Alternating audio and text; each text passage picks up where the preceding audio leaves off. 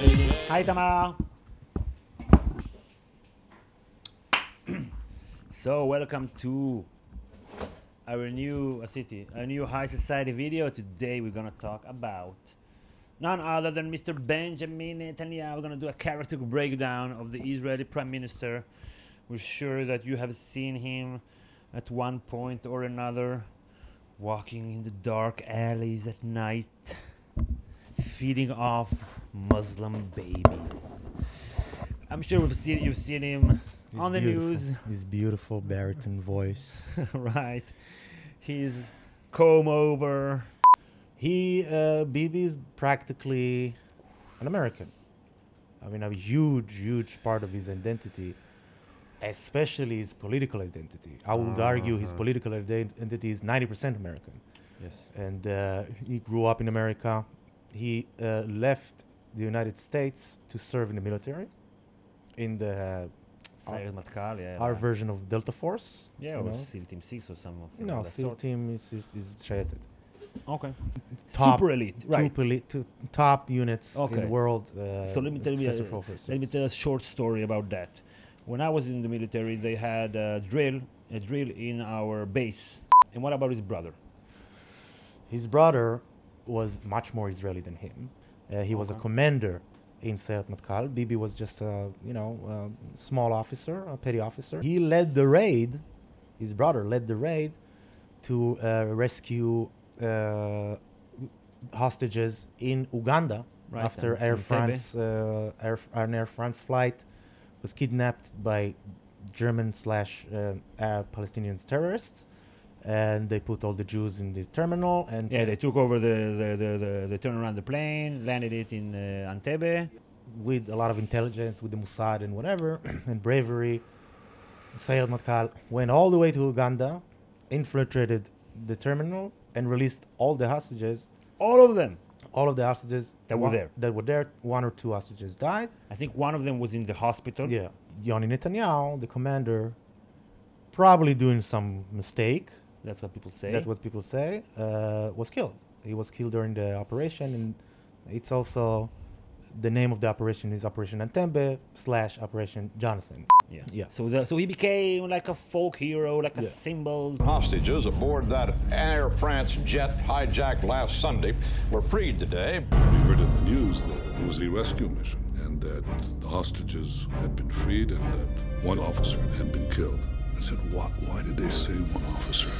The point is, we wouldn't be talking about his brother so much if it wasn't for the fact that his brother was the apparent heir to the family. And most of the political chips that the father, Ben Zion, was, he was grooming his son to take over. That's really Game of Thrones. It's true. And they sucked from their daddy's tit or whatever, this, feeling of, we need to come back.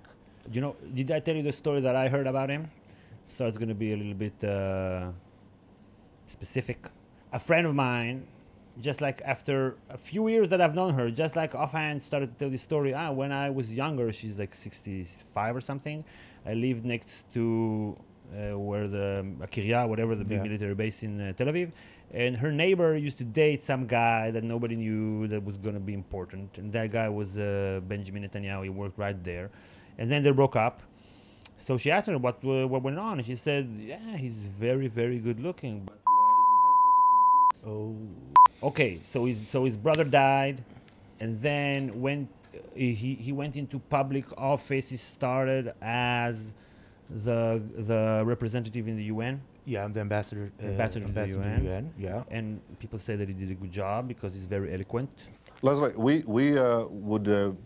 we've experienced what happened when these territories were in Arab hands, and in fact, when the PLO was there in these very territories before the 1967 war. What they used it for is to launch a war of extermination against Israel. He used the tension and turmoil that existed during the Oslo Accord. I think the country's political system was superheated.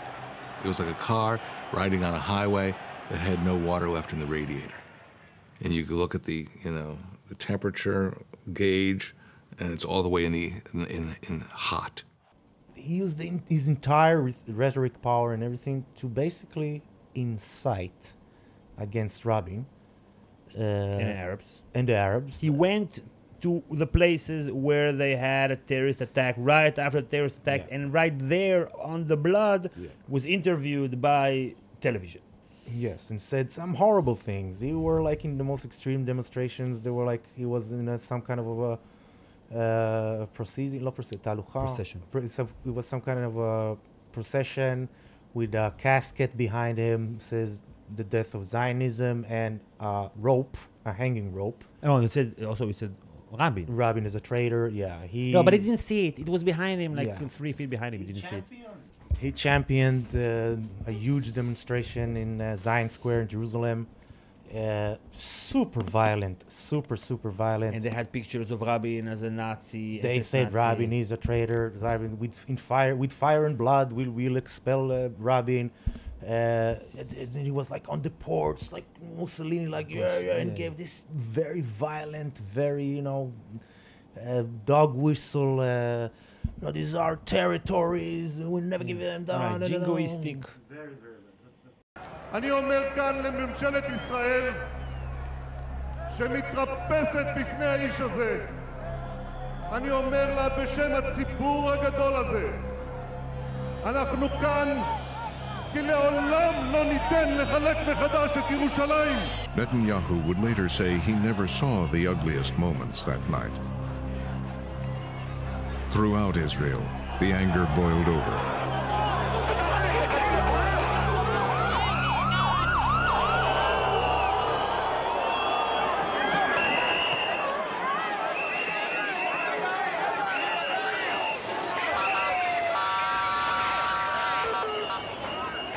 This was such a volatile atmosphere at the time, and the writing was on the wall.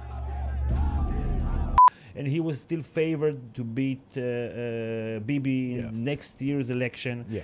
And he went to a rally, a big pro-peace rally that was very optimistic, was in support of him and his efforts. That was also meant to challenge the previous rally in Zion Square in Jerusalem. Right. Which is nice, like looking back, it's like a nice contrast. The right wing, massive violent demonstration was Right. in Jerusalem, and the left wing, Right. peaceful, not Singing. anti-violent demonstration Yeah, was in Tel Aviv. Right. And it says it was a rally against violence. Against violence, yeah. This Yes Rabin's for speech, peace yeah. and against violence. Rab- כן השלום, לא לאלימות. עדיפה דרך השלום מאשר דרך המלחמה. ואומר לכם את זאת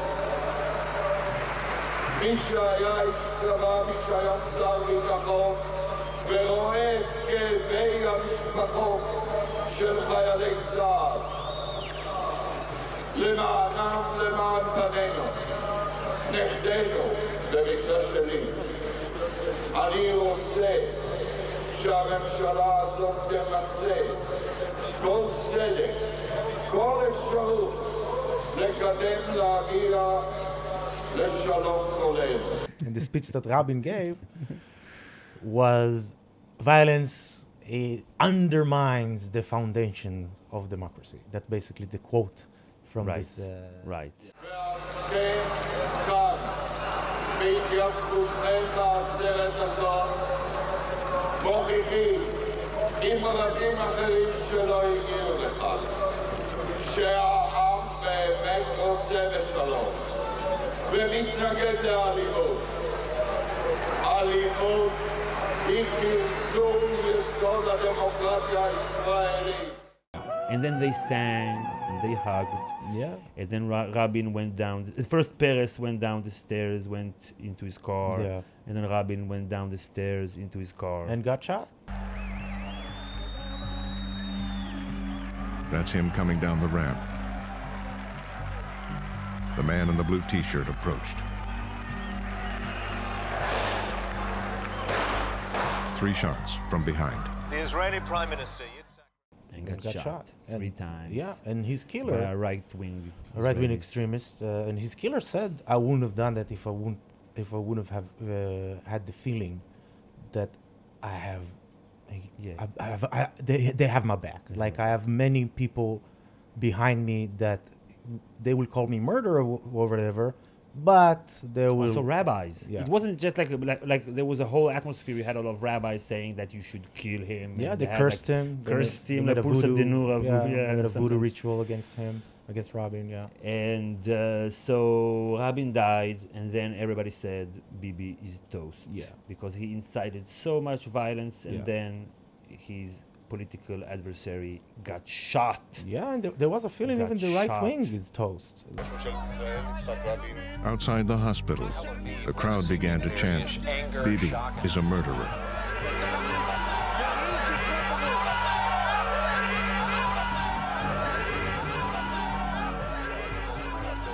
The sign says, "Bibi, Rabin's blood is on your hands." Your husband pointed the finger at Mr. Netanyahu and said, you must stop this incitement. Yeah. To what extent do you blame Mr. Netanyahu and the Likud for what has happened? I do blame them. In a rally in Kikar Zion in Jerusalem that showed him in the uniform of a Nazi. So Mr. Bibi Netanyahu, now we can say from here to eternity that he didn't support it and didn't agree with it, but he was there and he didn't stop it. And we had an election. It was like unlike other elections, it was the first time there was a personal election. Yeah. Like you voted either for Peres or for Bibi, and then the party that was a separate ballot. Sorry, I'm getting emotional. Yeah. So, but the first polls after the election at 10 o'clock, they were good. Yeah. Peres was leading, like about 2%, 3%. And No, like 0.9%. 0.9, okay. We went to sleep. Yeah. And We woke slept up a good sleep.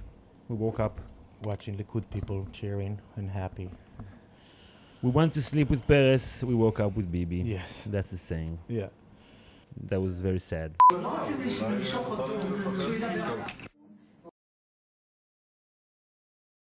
לא פחדתי להתעמת שם, לא פחדתי להתעמת עם קלינטון, לא פחדתי להתעמת עם אובמה. מה היו הסכמי אוסלו? הסכמי אוסלו שהכנסת חתמה עליהם, שאלו אותי לפני הבחירות, תקיים, תקיים, בתנאי כפוף להדדיות וצמצום הנסיבות. אבל איך אתה מצמצם את הנסיבות? אני אתן פירוש להסכם שיאפשר לי להפסיק את הדהירה הזאת לקווי 67. איך עשינו את זה? אף אחד לא אמר מה זה אתרים צבאיים מוגדרים. אתרים צבאיים מוגדרים, אני אמרתי, אלה אזורי ביטחון. בקעת הירדן, מבחינתי זה אתר צבאי מוגדר. נכון. זה אוקיי. אף אחד לא... לך תגיד. אבל אז הייתה שאלה, מי יגדיר מה זה אתרים צבאיים מוגדרים? קיבלתי מכתב מקריסטופר, אליי ולערפאת, באותה לשון, שאומר שישראל בלבד היא זו שתגדיר מהם את מיקום האתרים הצבאיים האלה ואת גודלם. עכשיו, הם לא רצו לתת את המכתב הזה, אז לא נתתי את הסכם כמוהו. הפסקתי את ישיבת הממשלה, אמרתי, אני לא חושב. רק כשהגיע המכתב, תוך כדי הישיבה, אליי ואל ערפאת, חתמתי על הסכם, והשררתי אותו, היה חתום. למה זה חשוב? כי באותו הרגע עצרתי בעצם את הסכם. עדיף לתת 2% מאשר לתת 100%. וזו הברירה שעומדת כאן הפרק. אתה נתת 2%, ובזה עצרת.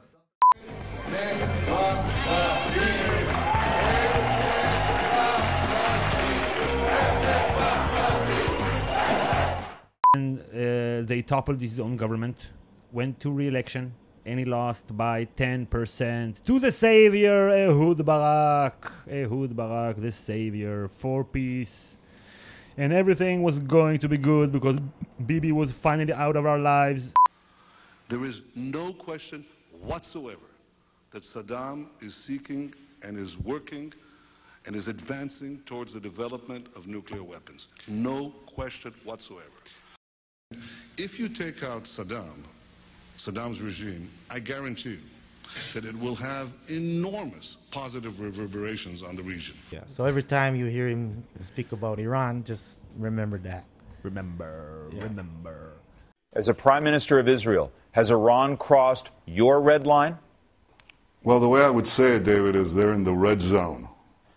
You know, they're in the last 20 yards, and you can't let them cross that goal line. You can't let them score a touchdown because that would have unbelievable consequences, grievous consequences for the peace and security of us all, of the world, really. Okay. So it was in 2006. It seemed like Bibi's role as, a prominent political figure has ended, basically. Right. The Likud was a thing of the past. Yes.